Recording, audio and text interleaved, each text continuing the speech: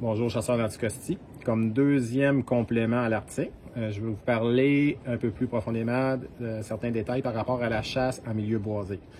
Dans le premier vidéo, j'ai parlé qu'on va utiliser ce type de chasse-là pour la fin septembre et le mois d'octobre. Mais on va aussi utiliser ces secteurs-là lors de la chasse de pluie intense ou de périodes où il y a des grands vents.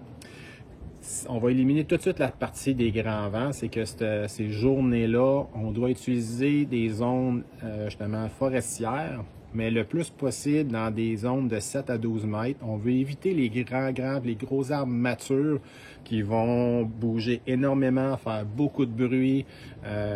Puis il va y avoir, les vents sont très instables à ces endroits-là. Et en plus, ça arrive souvent que des arbres vont être déracinés ou cassés lors de ces journées-là. Donc les chevreuils évitent ce type de secteur-là lors des grands vents, mais vont se rabattre dans des secteurs boisés un peu plus dense. Fait que favoriser le 7 à 12 mètres, vous allez retrouver le chevreuil lors de ces journées-là.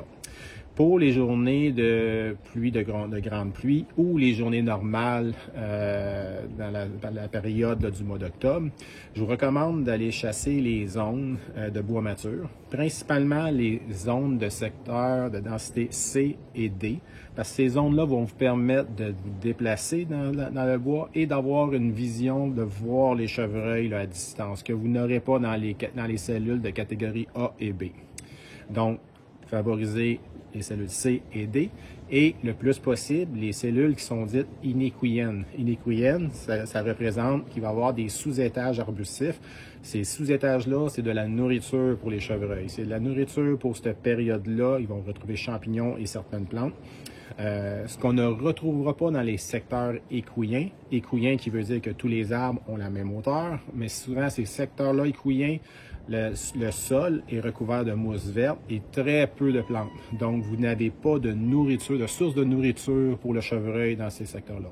Donc, on récapitule les secteurs C ou D afin de favoriser vos déplacements et les cellules inéquiennes qui vont fournir la nourriture que le chevreuil recherche. Sur ce, bonne chasse!